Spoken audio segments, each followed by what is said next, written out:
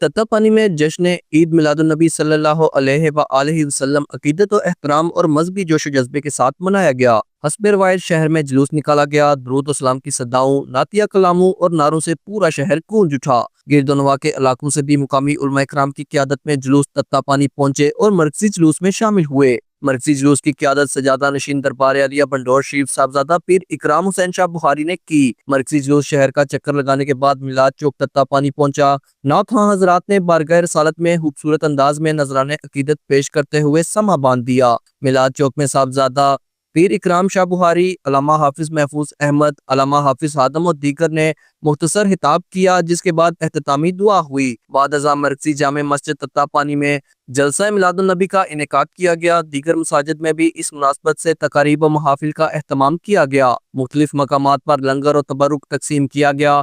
ملک کی سلامتی، ترقی و خوشحالی، کشمیر و فلسطین سمیت دیگر محکوم اقوام کی آزادی، شہداء کے درجات کی بلندی کے لیے دعا بھی کی گئی۔ عتیق احمد ملک، JK نیوز، تتاپانی۔